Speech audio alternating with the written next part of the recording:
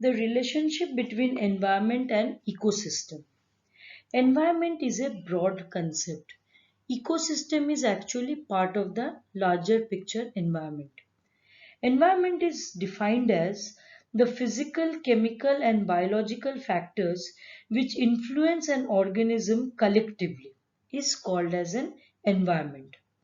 The environment includes biotic factors, abiotic factors, natural factors, artificial factors, etc. There are two main types of environment. One is called as the natural environment and other is called as the artificial environment. The natural environment consists of air, atmosphere, water, land, living organism, etc.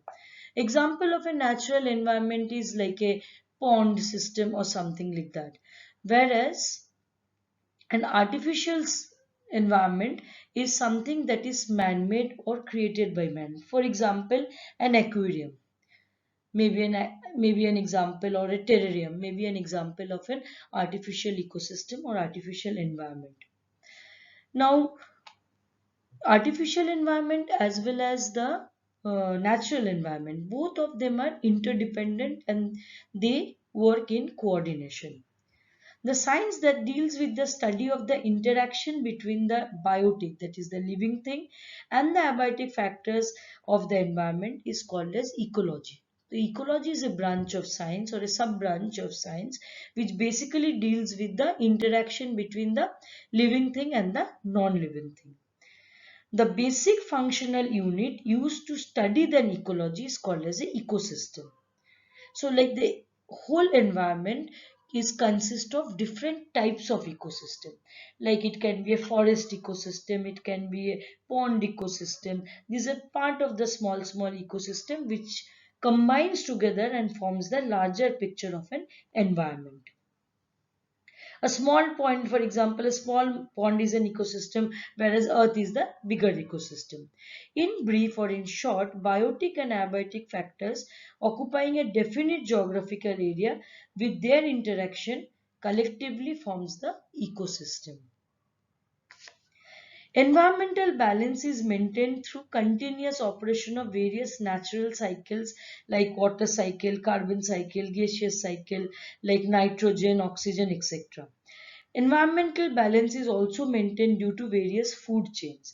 Again, all these things we have learned last year in detail, like how the water cycle is working in the nature, or how the oxygen cycle is working, like the plants are giving out um, oxygen and the humans are taking in, or animals are taking in oxygen and giving out carbon dioxide, which is again taken in by the plants. So, how the balance is created.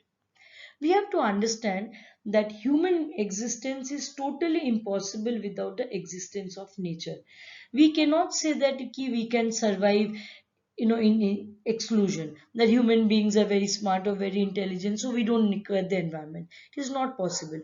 We cannot survive without the sunlight, we cannot survive without the wind, we cannot survive without oxygen. We need water for our basic survival and day to day life. We are dependent upon nature. Hence it is the basic responsibility of human beings to preserve the nature without disturbing its balance. It is said that we have got this earth planet on lease from our future generation and not as an ancestral property from our ancestors. Hence, we should not forget to conserve it for ourselves and for our future generation. It's a very powerful sentence. What does it mean? It means that it is not this earth where we are living today. It is not that it is our own property that we have got from our forefathers and we can do whatever we want, that it's like our my money, I waste it or I throw it out. It's not like that. It is something that we have to conserve and preserve so that we can exist. Not only we exist, even it is safe for our future generation. The future generation that is going to come, they should also be able to have a earth where they are able to survive happily.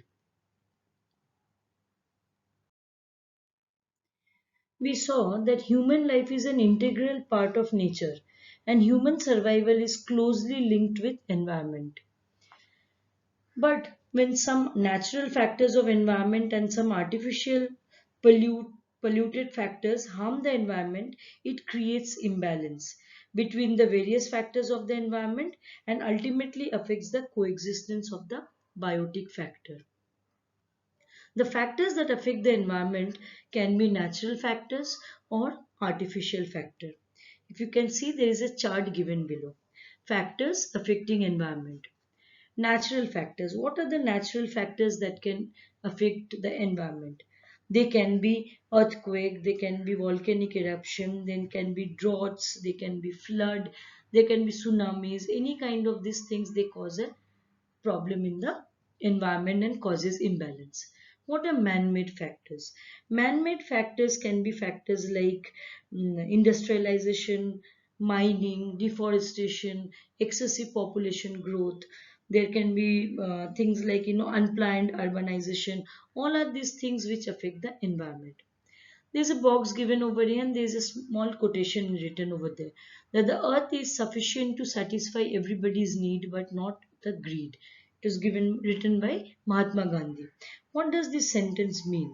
This sentence means that if we exist happily with nature, the nature provides us with everything that we require: food, clothing, shelter, and everything. But it is sufficient for our need, but not for our greed. For example, that today if we are utilizing say paper. Now paper we know is comes from plant. Now if you are wasting paper, you are using paper for some good purpose, you are writing or something, that's fine. But when you start utilizing it in excess, so you'll end up cutting more trees. So we have to understand that we have to restrict our consumption, not be greedy because just because we can afford it. That is not the case. Now, if you see the next paragraph, in the next paragraph, they have explained to you about different types of pollution. Now, at present, many environmental problems have arisen due to the effects of various natural and artificial factors that is harming the earth. Environmental pollution is one such factor. Now, we know that pollution is something that pollutes the surrounding and harms the surrounding. Then, what is environmental pollution? Environmental pollution, there are two definitions given over there. One is that unnecessary and unacceptable changes in the environment due to natural events or human activities is known as environmental pollution.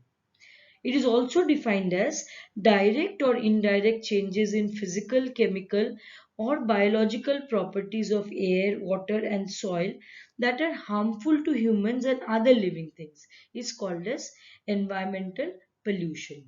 That means, to give you example, say for example, we are cutting down the forest. Why are we cutting down the forest? Because the population is increasing. As the population is increasing, we require more space. Now, for more space or for industrialization, making factories and things like that, we are cutting down the trees. That's a kind of pollution because we are causing harm to the or imbalance in nature. They have given you many some reasons which causes environmental pollution, like population explosion or excess of population growth, fast industrialization, too many factories, too many things happening.